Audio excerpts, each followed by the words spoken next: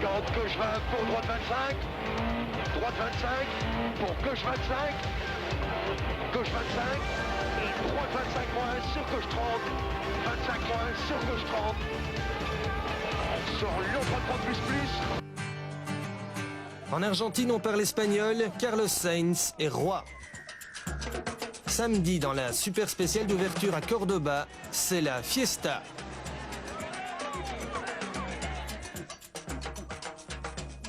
Sainz enflamme ses dizaines de milliers de supporters en signant d'entrée le meilleur temps au volant de sa Toyota Corolla. Freddy Loax lui a roulé sagement, il signe le 12e chrono à 6 secondes 3 de Sainz. La première journée du rallye d'Argentine se déroule à l'ouest de Villa Carlos Paz, dans les montagnes appelées Condor Jules César. Alors ici, c'est fou ce qui se passe. Regardez derrière moi. Depuis hier soir, les gens se précipitent pour assister à cette première spéciale. Ils sont 10 000, 15 000, 20 000, peut-être davantage, à un point tel que l'organisation a décidé de fermer la route à 5 heures du matin pour empêcher toute circulation. Malgré cela, ils sont là pour assister à un spectacle qui s'annonce assez extraordinaire. Aujourd'hui, il y aura 8 spéciales et 130 km au total. Voyons voir comment ces premiers kilomètres vont se dérouler. Les voitures ont littéralement roulé entre 2 haies de spectateurs pendant les 15 premiers kilomètres. Il fait froid, c'est bientôt l'hiver, moins 5 degrés. Mais Colin McRae est déjà très chaud, il signe le meilleur temps avec la Ford Focus. Tommy Mäkinen réplique dans la deuxième spéciale, le Finlandais vole.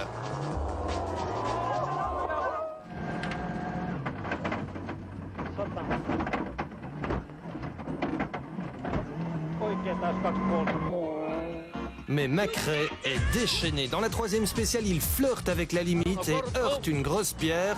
Sa Focus est bloquée en spéciale. Pour McRae et Grist, c'est déjà l'abandon.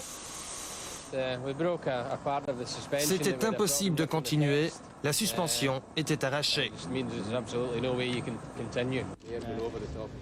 Colin McRae n'est pas le seul pilote de pointe touché. On a des problèmes de boîte, la 4e vitesse est bloquée et c'est très difficile à piloter. Les supporters de Didier Auriol exultent. Le Français propulse sa Toyota Corolla en tête du rallye dès la 4e spéciale. Attention intérieur sur piège gauche, attention droite, 5 attention, attention intérieur sur pont étroit, 5 attention intérieur, et 60 en deux derrière. 40 mètres, gauche 5 à voir, poteau.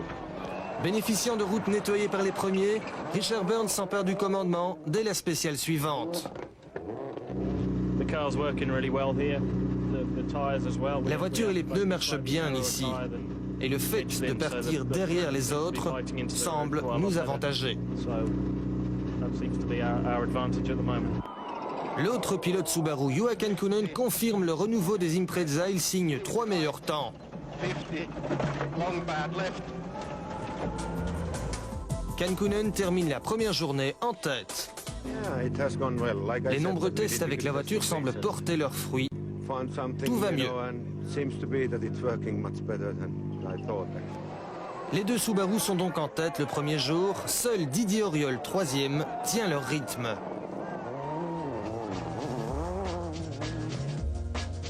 Quatrième, Carlos Sainz a connu de nombreux soucis, dont un capot volant. Izquierda buena corta, se algo dentro. ¡Hostia, el capó! Buena corta, se algo dentro. Me cago en la puta. Hay que parar. ¿Eh? Hay que parar. 4. Y si no lo podemos poner parar. Me bajo yo. Quieto, que le pongo 1.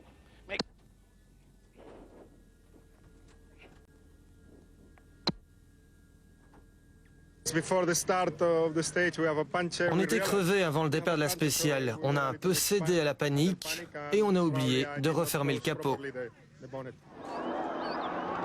Avec une boîte cassée, Tommy Mäkinen est déjà écarté de la course en tête, mais il parvient néanmoins à contenir la seule Focus restante, celle de Thomas Radström. Radström qui doit se méfier des deux Seat Cordoba de Liati et Rovanperä. Les deux belles Espagnoles ont, comme les Subaru, fait d'énormes progrès. Deux Seat qui sont en ligne de mire pour Freddy Loax.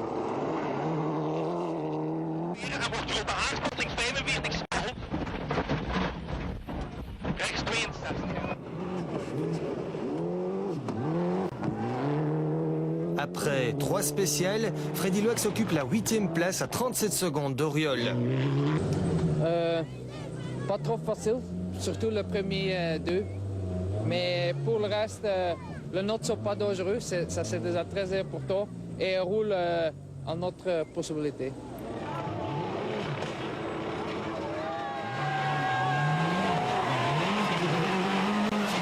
Progressivement, Freddy augmente le rythme. Méthodiquement, il cherche le bon équilibre sur des spéciales qu'il n'a pu reconnaître que 3 fois. Ce qui explique quelques petites erreurs.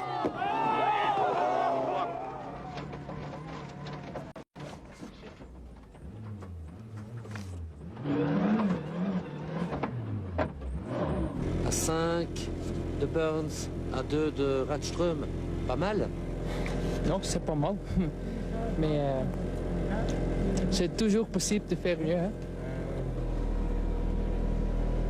Ok, mais c'est nouveau, vous découvrez, vous le savez aussi, vous avez failli sortir 2-3 fois. Hein. Oui, mais c'est juste. On doit surtout rester sur le route. Donc ça va, c'est pas trop mal. Au classement de cette première journée, Freddy Loax est 9e dans le sillage de Rovanperä. En tête, c'est très serré entre Kankkunen, Burns et Auriol. Sainz est déjà à 45 secondes, Mäkinen a plus d'1 minute. La deuxième journée du rallye d'Argentine, c'est 130 km au nord de Cordoba, dans la région de Salsipuedes et Villa Cebolla. Ici, on se pose une question, est-ce que les 2 Subaru vont pouvoir résister au forcing des Toyota et de Tommi Mäkinen? Et puis, autre question importante, Freddy Loax va-t-il pouvoir connaître une deuxième journée un peu plus rythmée, tout en ne se faisant aucune chaleur? Juha Kankkunen s'élance le premier. Juste derrière lui, Richard Burns pointe 1 minute en retard. Il a connu quelques problèmes sur la liaison et a préféré vérifier sa Subaru avant de s'élancer.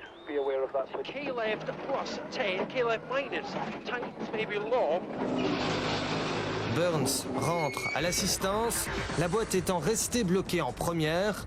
L'équipe Subaru réussit un tour de force en changeant la boîte. Temps imparti, Burns a eu chaud. Didier Auriol reprend la tête pour 8 dixièmes. Vous êtes en tête. Oui, bon, moins d'1 seconde. C'est très peu. Le rallye est encore long. Faut rouler. Le combat des chefs est lancé. Burns reprend le commandement. Chez Subaru, tout est OK. Juha Kankkunen signe un scratch et dépasse Auriol. Par contre, les supporters de Sainz font la moue. L'Espagnol a été victime de 2 crevaisons en début de journée avant de signer 2 meilleurs temps.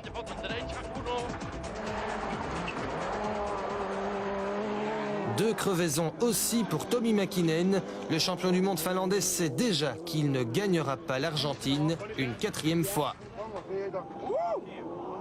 Freddy Loax lui poursuit son apprentissage des spéciales argentines. Op, lange top rechts onder kort. En wordt 10 rechts 92 over brug. En wordt 10 1 rechts 92 over brug. Links 72 couperen. 75 even links lang op 25 rechts 60 lading couperen. Le pilote Mitsubishi a commencé la journée par 2 septièmes temps encourageants.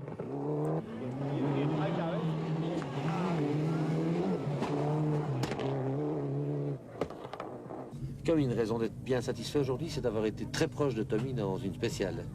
Oui, mais oui, c'est juste, oui. Mais c'est pas une spéciale. On doit faire trop de spéciales comme ça. Donc, cette année, c'est impossible. Mais je suis sûr que, comme on travaille dans la note pour le moment, le taux va améliorer l'année prochaine.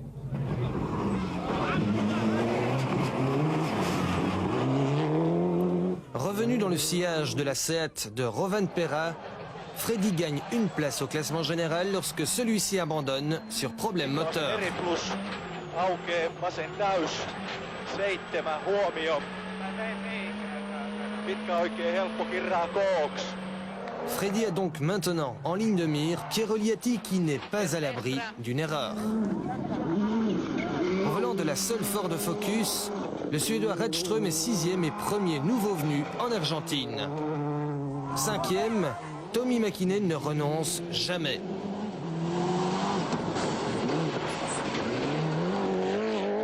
Le Finlandais attaque pour se maintenir dans les échappements de l'Espagnol Carlos Sainz.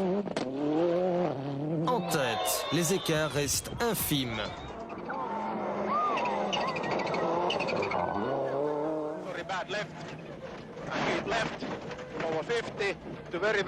Et si Juha Kankkunen a dû laisser repasser Didier Auriol, ce n'est que pour 1 seconde 6. Gauche à fond.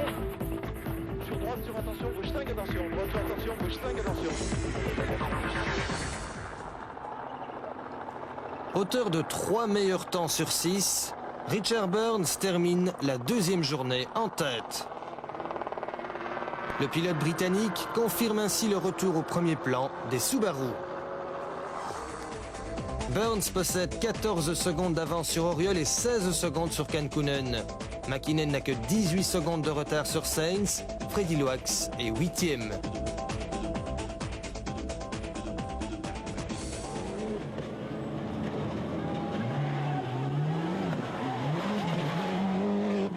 Freddie Loax et Sven Smets connaissent une fin de journée difficile.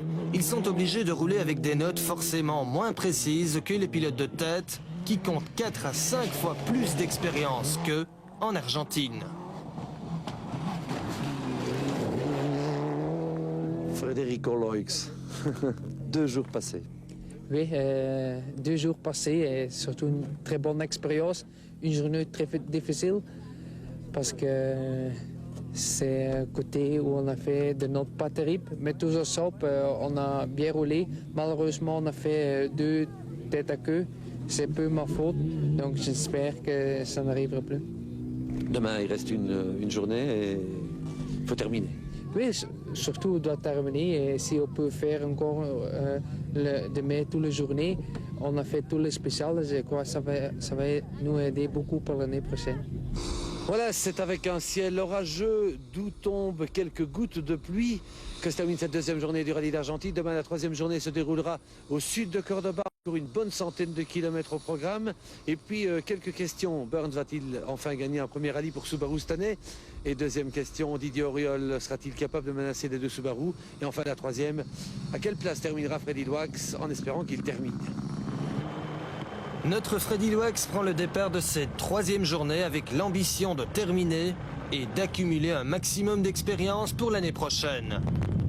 Mais à 5 km de l'arrivée de la première spéciale du 3e jour, Freddie est inquiet.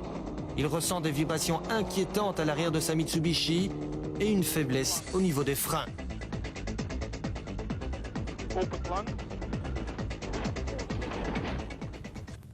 À près de 170 km/h, Freddie a perdu une roue. Il a été projeté contre un talus et est parti en tonneau. Freddie n'a rien à se reprocher, mais il doit abandonner. Sa voiture est complètement détruite. Je crois qu'on a vraiment eu pas beaucoup de choses parce que juste sur une ligne droite, le goujon de roue sont sectionnés et une roue était partie. J'ai rentré dans le virage sur la roue, mais malheureusement, c'est une vitesse très haute. On a touché le talus et on a fait quelques tombées. Oui, je trouve que c'est très grave parce que normalement, ce n'est pas notre tactique faire beaucoup de pertes de temps, mais cette année, jusqu'à maintenant, ce n'est pas notre saison. C'est déjà mal tombé à Monte Carlo. Un peu malchance, Kenya, c'était vraiment mon faute. Et ici, on ne sait pas exactement qu'est-ce qu'on peut dire. C'est vraiment malchance, mais j'espère que ça va changer pour le reste de la saison. Oui, l'accident ici a nous pas aidé beaucoup, mais bien sûr, écoute, c'est un accident, tu ne sais rien faire, donc tu dois accepter ça. Tu fais sport mécanique et tu sais bien, si tu fais sport mécanique, de temps en temps, il y a des trucs comme ça. Donc je crois en Acropole, je crois que c'est fini à calculer, à penser. Là, on vient avec une nouvelle voiture parce que la voiture d'ici est perte totale et on va donner des gaz, ça c'est sûr. Jamais 203, 3 sorties pour Freddie cette saison. La série devrait être terminée, croisons les doigts. Freddie quitte le rallye d'Argentine dès la première des 6 dernières étapes spéciales autour de Santa Rosa de Calamuchita. Il reste 132 km pour départager Burns, Auriol et Kankkunen. Le sprint s'annonce palpitant.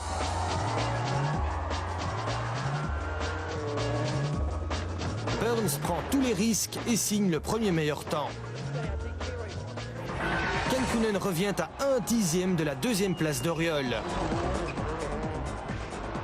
Le grand moustachu finlandais n'a plus gagné un rallye mondial depuis le Portugal 94. Il est déchaîné. And fast right and long fast left. 70 flat right, our small crest keep in and flat left 7. Kankkunen se transcende. Le quadruple champion du monde revient à 1 seconde et 2/10 de Burns avant la dernière spéciale. Aucune consigne d'équipe ne pourra assagir la détermination des deux pilotes Subaru. Burns se donne à fond son chrono, 11 minutes 20, 5/10. Mais Kankkunen est sur un nuage, il réalise un chrono de rêve, 11 minutes, 16 secondes et 9/10. 5 ans après, le Finlandais renoue avec la victoire pour 2 petites secondes. Great job after such a long time. I'm so pleased it's in our car. L'instant est émouvant. Your first Yeah, it one. was good. Very good. First time. C'est vraiment un sentiment très fort de gagner après 4 ans et demi. Et puis on a tellement travaillé depuis le début de la saison. Struggling a lot with the car beginning of the season, and now it's yeah. Cette deuxième journée est aussi marquée par le retour de Tommi Mäkinen qui s'empare in extremis de la 4e place de Carlos Sainz. Revenu sur Edström, Piero Liatti saute un peu trop fort, endommage le train avant de sa Seat Cordoba. Enfin, l'Argentin Gustavo Trelles, qui était venu nous rendre visite au Luxembourg à l'occasion du Rallye d'Europe, gagne le groupe N. Au classement final, Kankkunen décroche sa 22e victoire mondiale et rejoint Carlos Sainz au nombre de victoires gagnées. Il devance Burns, Auriol, Mäkinen, Sainz et Rätström.